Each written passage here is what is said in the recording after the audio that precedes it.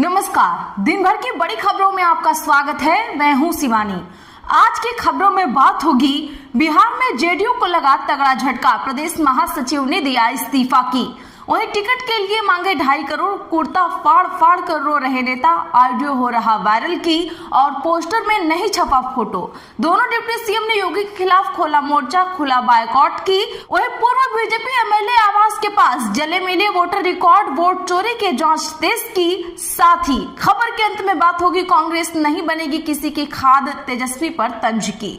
इसी के साथ आज दिन भर की सभी बड़ी और प्रमुख खबरों को जानेंगे विस्तार से। उससे पहले एक नजर सुर्खियों पर। बिहार में जेडीयू को लगा तगड़ा झटका। प्रदेश महासचिव और पूर्व विधायक का इस्तीफा। बीएसपी से लड़ेंगे चुनाव। बिहार चुनाव 2025 को लेकर राबड़ी आवास के बाहर नेता ने कुर्ता फाड़ा और जमकर रोया। बोला टिकट के लिए 2.70 करोड़ रुपए मांगे। आरजेडी की पहली लिस्ट में 52 नाम शामिल। टूट रहा महागठबंधन, जेएमएम अलग लड़ेगा। कांग्रेस सीटें घटाने को तैयार नहीं। आरजेडी लेफ्ट ने कांग्रेस की 11 सीटों पर उतारे प्रत्याशी। अखिलेश के दीयों और मोमबत्ती पर खर्च क्यों बयान पर छिड़ा विवाद। बीजेपी विधायक बोले कार सेवकों पर गोली चलाने वाले के बेटे से यही अपेक्षा। बीजेपी से 4 दिन बाद राजद की पहली लिस्ट, 52 कैंडिडेट्स के नाम शामिल। 22 यादवों को टिकट। कांग्रेस से भी 2 दिन पीछे रहे तेजस्वी यादव। केशव मौर्य और ब्रजेश पाठक नाराज। अयोध्या दौरा किया कैंसिल। राज्यपाल भी नहीं गई। दीप उत्सव के विज्ञापन में नाम नहीं छपा था। कर्नाटक सरकार को बड़ा झटका। कोर्ट ने दी प्रियंका खरगे के क्षेत्र में आरएसएस को मार्च करने की अनुमति। रेलवे स्टेशनों पर बिहार और यूपी जाने वालों की भारी भीड़। सूरत में 15,000 से ज्यादा यात्रियों ने सड़क पर बिताई रात। दिल्ली में खचाखच भरे प्लेटफॉर्म। नगरोटा और बड़गाम सीट पर उपचुनाव को लेकर कशमकश। कांग्रेस और एनसी नहीं तय कर पा रहे उम्मीदवार। लालू जी गेट मत खोलिएगा, कार्यकर्ता आपका कुर्ता फाड़ देंगे। गिरिराज सिंह का लालू तेजस्वी पर तंज। सम्राट चौधरी बोले पता नहीं चल रहा महागठबंधन बचा या नहीं। हरियाणा आईपीएस मामला, परिवार के बयान दर्ज करेगी एसआईटी कमेटी ने 3 बड़े फैसले लिए। वर्ल्ड बैंक को लेटर लिख कहेंगे सरकार को फंड न दे। पूर्व भाजपा विधायक के आवास के पास मिले जले हुए वोटर रिकॉर्ड, वोट चोरी की जांच हुई तेज। हिंदीपुर सीएम स्टालिन के बयान पर भड़की तमिलनाडु भाजपा। बोली यह अज्ञानता नहीं तो अहंकार है। प्रज्ञा बोली बेटी बात न माने तो टांगे तोड़ दो। पूर्व सांसद ने कहा दूसरे धर्म में शादी की जिद करे तो ताड़ना देनी पड़ती है। कांग्रेस में प्रदेश अध्यक्ष और कैंडिडेट में टिकट डीलिंग का ऑडियो हो रहा है वायरल। विधायक बोले अल्लावरू और राजेश राम करोड़ों में बेच रहे टिकट। पप्पू यादव के करीबी को दिलवाया है। लखनऊ में बसपा का 10 दिन में तीसरा बड़ा कार्यक्रम। कोऑर्डिनेटरों से मायावती बोली जैसे मेरा साथ दिया वैसे आकाश आनंद की भी मदद करें। जेएनयू में छात्रों और पुलिस के बीच तीखी झड़प। छात्र संघ के अध्यक्ष समेत 28 हिरासत में लिए गए। पुलिस ने छात्रों को वेस्ट गेट पर रोकने की कोशिश करी। कांग्रेस अब किसी की खाद नहीं बनेगी। पप्पू यादव सहरसा में बोले पिछले 16 साल से झूठ बोलते आ रहे मोदी, महागठबंधन के साथ खड़ी है जनता। पाकिस्तान और अफगानिस्तान तत्काल सीजफायर पर राजी। कतर के विदेश मंत्रालय ने किया ऐलान। दोनों देशों के बीच दोहा में हुई बैठक। हमारे पूर्वजों ने दुनिया को संस्कृति विज्ञान की शिक्षा दी, धर्मांतरण नहीं किया। संघ प्रमुख का बड़ा बयान आया सामने। कांग्रेस नेता सैम पित्रोदा ने फिर लगाया चुनाव में हेराफेरी का आरोप। भाजपा ने किया पलटवार। अमेरिका में नो किंग प्रोटेस्ट, 70 लाख लोग जुटे, 2600 रैलियां निकाली। ट्रंप ने एआई वीडियो में फाइटर जेट से प्रदर्शनकारियों पर मल गिराया। चले जानते हैं बड़ी और प्रमुख खबरों को विस्तार से। उससे पहले वीडियो को लाइक करें। साथ ही आपसे रिक्वेस्ट खबरों को आखिर तक जरूर देखें। केशव मौर्य और ब्रजेश पाठक नाराज। अयोध्या दौरा कैंसिल। राज्यपाल भी नहीं गए। अयोध्या दीप उत्सव में योगी सरकार के दोनों डिप्टी सीएम केशव मौर्य और ब्रजेश पाठक शामिल नहीं होंगे। दोनों ने अपना अयोध्या दौरा कैंसिल कर दिया। सूत्रों के मुताबिक अयोध्या दीप उत्सव के विज्ञापन में दोनों डिप्टी सीएम का नाम नहीं छपा, इससे दोनों डिप्टी सीएम नाराज हो गए। सूत्रों के मुताबिक दोनों ने इसकी जानकारी पार्टी के प्रदेश और शीर्ष नेतृत्व को भी दे दी है। दीपावली पर इस घटनाक्रम ने योगी सरकार की गुटबाजी और खींचतान को सामने लाकर रख दिया है। दरअसल बता दें कि अयोध्या दीप उत्सव के लिए यूपी सरकार की ओर से शनिवार को सभी खबरों में विज्ञापन जारी किया गया। इसमें पीएम मोदी और सीएम योगी की फोटो छपी। इसके अलावा कृषि मंत्री एवं अयोध्या के प्रभारी मंत्री सूर्य प्रताप शाही और पर्यटन एवं संस्कृति मंत्री जयवीर सिंह का नाम भी छपा है। हालांकि सूचना विभाग के अफसरों ने तर्क दिया है कि सूर्य प्रताप शाही प्रभारी मंत्री हैं, इसीलिए उनका नाम छापा गया है, जबकि कार्यक्रम का नोडल विभाग संस्कृति विभाग है, इसलिए जयवीर का नाम छापा गया है। अब इस पर अखिलेश यादव ने भी तंज कसा है। उन्होंने एक्स पर लिखा, जनता पूछ रही है कि यूपी भाजपा सरकार में उप मुख्यमंत्री के दोनों पद समाप्त कर दिए हैं क्या? विज्ञापन में कनिष्ठ मंत्रियों के नाम तो दिख रहे हैं, लेकिन डिप्टी सीएम साहब लोगों के है ही नहीं। कहीं ये भी हाथा नहीं भाता या प्रभुत्ववादी सोच तो हावी नहीं हो गई? अब की बार डिप्टी सीएम बाहर।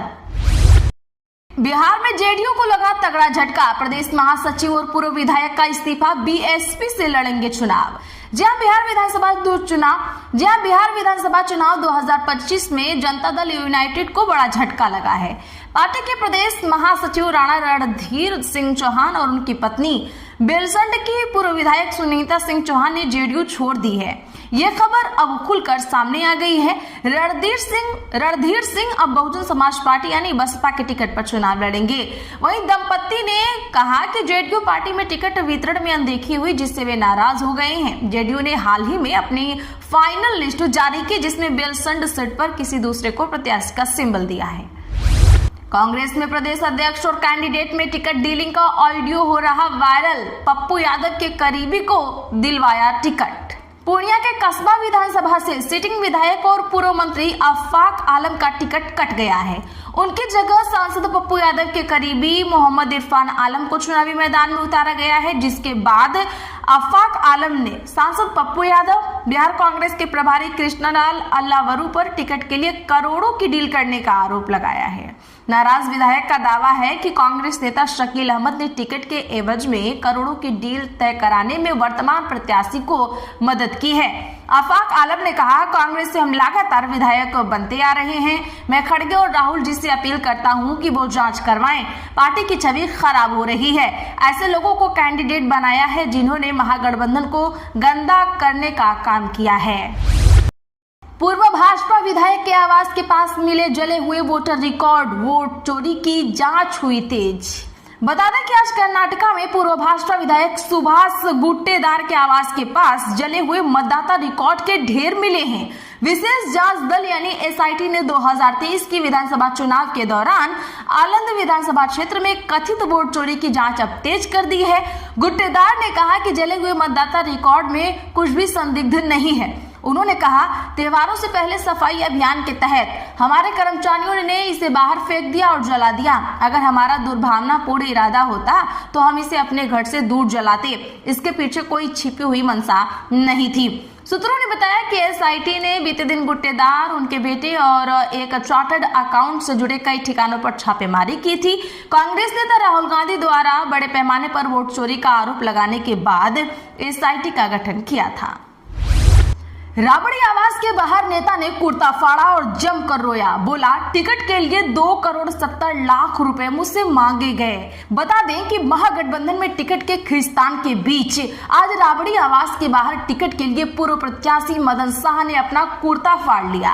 वे सड़क पर रोते विलखते नजर आए। उन्होंने कहा, संजय यादव ने मधुबन विधानसभा से टिकट देने के एवज में उनसे 2,70,00,000 रुपए मांगे। रकम नहीं थी तो टिकट किसी और को दे दिया। बिहार चुनाव के पहले फेज की वोटिंग में सिर्फ अब 19 दिन बाकी हैं। 20 अक्टूबर को पहले फेज के चुनाव के लिए नामांकन वापस लेने का आखिरी दिन आज रहा, लेकिन महागठबंधन में अब तक सीट शेयरिंग को लेकर साझा बयान सामने नहीं आया। बता दें कि कांग्रेस 53 उम्मीदवार उतार चुकी है। पहली लिस्ट में 48 नाम थे। शनिवार को जारी दूसरी लिस्ट में 5 नाम थे। रविवार को आरजेडी ने अपनी पहली ऑफिशियल लिस्ट जारी की, जिसमें नामांकन कर चुके 52 कैंडिडेट्स के नाम शामिल हैं। वहीं राघोपुर में तेजस्वी यादव का मुकाबला बीजेपी प्रत्याशी सतीश यादव से होगा। सतीश यादव ने 2010 विधानसभा में राबड़ी देवी को यहां से हराया था। लिस्ट में 22 यादव, 3 मुस्लिम, भूमिहार, ब्राह्मण समाज से 3 प्रत्याशियों के नाम शामिल हैं। और इधर एनडीए में सीट शेयरिंग हो चुकी है। सभी पार्टियों ने अपने अपने उम्मीदवार भी उतार दिए हैं, लेकिन सीएम फेस को लेकर चर्चा जारी है। नगरोटा और बड़गाम सीट पर उपचुनाव को लेकर कशमकश। कांग्रेस और एनसी नहीं तय कर पा रहे अपना उम्मीदवार। बता दें कि बड़गाम और नगरोटा विधानसभा क्षेत्रों के उपचुनाव के लिए नामांकन की समय सीमा 20 अक्टूबर सोमवार को समाप्त हो जाएगी, लेकिन सत्ताधारी नेशनल कॉन्फ्रेंस और उसकी सहयोगी कांग्रेस अभी तक अपने उम्मीदवार भी तय करने में विफल रही है। हालांकि एनसी नगरोटा सीट कांग्रेस को देने का मन बना चुकी है। कांग्रेस ने अकेले या फिर एनसी के साथ मिलकर चुनाव लड़ने समेत दोनों विकल्प खुले रखे हैं। इसी बीच नगरोटा सीट के लिए भाजपा की देवयानी राणा, जम्मू कश्मीर अपनी पार्टी के बोधराज भगत और पूर्व मंत्री हर्षदेव सिंह समेत 4 उम्मीदवारों ने अपना नामांकन जमा कर दिया है। सोमवार को बड़गाम सीट के लिए पीडीपी के सैयद मुंतजिर, जम्मू कश्मीर अपनी पार्टी के मुख्तार अहमद डार, अवामी इत्तेहाद पार्टी के नजीर अहमद खान अपने नामांकन जमा कराएंगे। रेलवे स्टेशनों पर बिहार यूपी जाने वालों की भारी भीड़। सूरत में 15,000 से ज्यादा यात्रियों ने सड़कों पर बिताई रात। दिवाली, छठ पूजा और बिहार विधानसभा चुनाव के चलते उत्तर भारत जाने वाले यात्रियों की भारी भीड़ आज दिल्ली, मुंबई, सूरत समेत अन्य रेलवे स्टेशनों और बस स्टैंडों पर देखी गई। सूरत में हजारों लोग टिकट होने के बावजूद ट्रेन में सवार नहीं हो पाए हैं। स्टेशन से लेकर रिहायशी इलाकों तक यात्रियों की लाइनें लग गई हैं। 12 से 18 घंटे तक भूखे प्यासे लोगों की बस एक ही कोशिश थी कि किसी तरह घर जाना है, लेकिन ट्रेनों में जगह नहीं मिल रही है। सूरत के उधना रेलवे स्टेशन के बाहर तो शनिवार शाम से ही भीड़ लगनी शुरू हो गई थी। ट्रेनों में जगह न मिलने से कुछ लोगों को 2-3 बार टिकट भी कैंसिल करवानी पड़ी। इसके चलते स्टेशन के बाहर 2 किलोमीटर से ज्यादा लंबी लाइनें लग गई थी।